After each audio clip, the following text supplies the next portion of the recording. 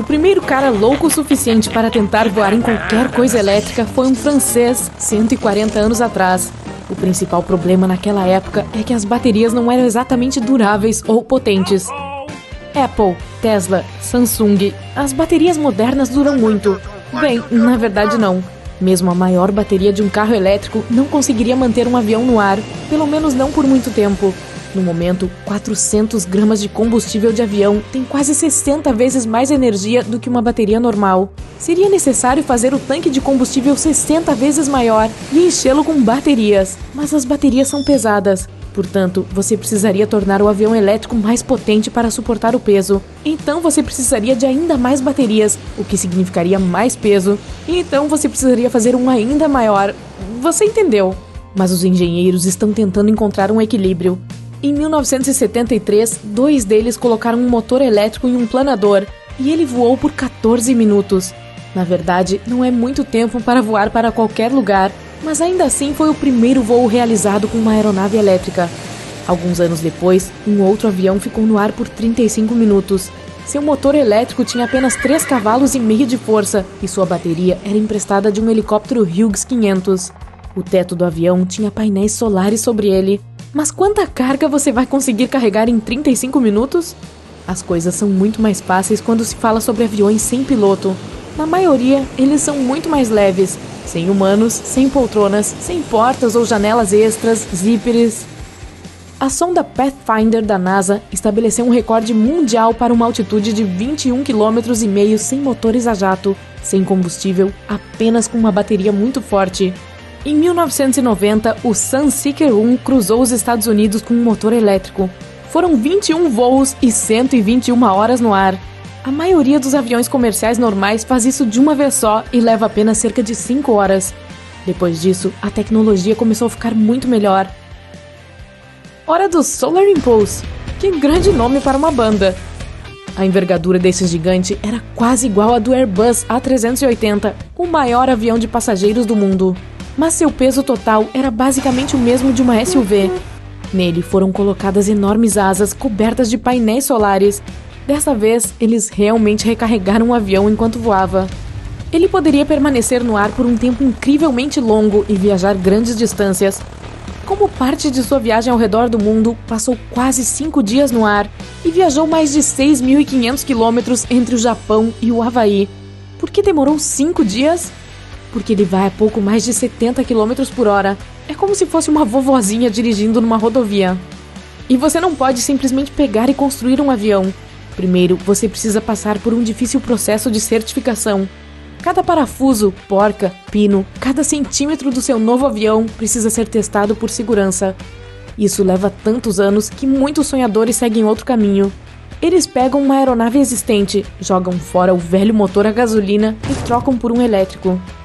Os motores elétricos são muito mais leves e ocupam menos espaço, mas aquelas baterias pesadas mais do que compensam isso.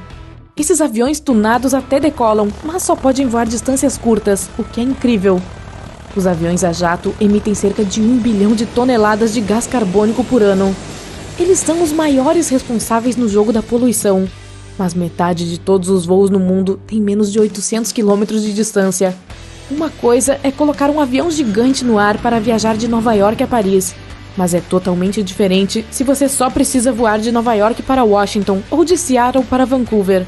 Elas ficam a apenas algumas centenas de quilômetros, mas usam alguns dos mesmos aviões. Isso é maluco! Eles literalmente decolam, ganham a altitude certa e imediatamente começam a descida. Isso é como dirigir até sua própria caixa de correio em um tanque.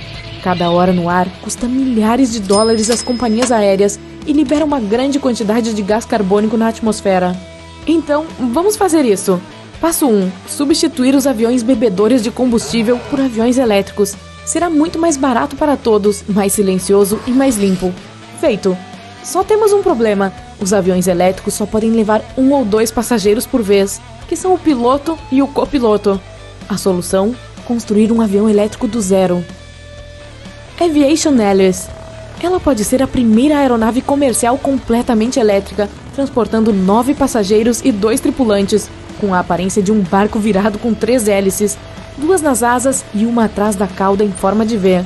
Tão longa quanto um ônibus escolar, tão larga quanto uma limusine. O segredo dela? Ela é quase 2 vezes mais leve que um ônibus escolar. Isso ajuda os motores a trabalharem menos e significa voos mais longos. Ela é feita de compósitos, que é uma linguagem científica para coisas que não são de metal. Basicamente, é o material de que alguns barcos são feitos, e suas baterias representam 60% do seu peso. Elas estão por toda parte, nas asas, cauda, bico, olhos, penas... Brincadeirinha. A hélice tem um alcance máximo de 1.050 km. Isso é como ir de Los Angeles até Las Vegas e voltar, e depois ir até Las Vegas mais uma vez. Sua velocidade de cruzeiro é de apenas 444 km por hora, o que é muito mais lento do que os aviões movidos a combustível. Mas a principal vantagem dessa aeronave é o custo. 1 hora no ar custa $200 a companhia aérea. Isso é muito mais barato do que até mesmo aqueles minúsculos aviões que milionários usam para voar até o litoral no fim de semana. Então, o que a Aviation está esperando? Principalmente, ela precisa de infraestrutura. Mas isso pode não ser um grande problema. Existem quase 20 mil aeroportos só nos Estados Unidos. A maioria deles não é usada porque tem um custo operacional alto demais ou porque nenhuma companhia aérea queria mais se incomodar em voar para lá. Mas a hélice é muito mais barata de manter e faz muito menos barulho. Imagine o aeroporto do futuro, pequeno, elegante, silencioso e limpo. Os engenheiros querem carregar a hélice com carregadores móveis, como uma versão elétrica daqueles caminhões de gasolina que você vê no aeroporto. Para um voo de 1 hora, a Aviation Hélice precisa carregar por 30 minutos. Isso na verdade não é tão ruim, mas imagine se você fosse fazer um voo de 14 horas nela. Teria que ficar esperando no portão de embarque por 7 horas. A hélice custa $800 a menos por hora do que outros aviões, mas o avião em si é bastante caro.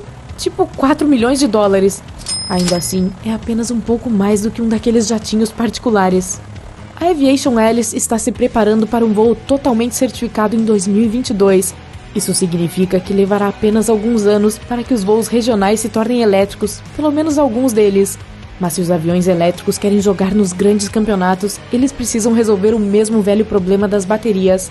As baterias de íon de lítio modernas têm problemas sérios. Elas são inflamáveis, perdem a carga mais e mais rapidamente quanto mais você as recarrega, e o frio faz com que elas não funcionem tão bem. A próxima geração de baterias é de baterias de lítio e enxofre. Elas têm mais potência e são mais limpas para o meio ambiente, mas sua principal desvantagem é que se desgastam rapidamente. Portanto, os cientistas estão procurando outra tecnologia para melhorar. Os aviões híbridos podem ser o caminho do futuro. É isso que os carros estão fazendo agora cada vez mais. Parte a combustível, parte a bateria. Com os aviões, provavelmente será o mesmo.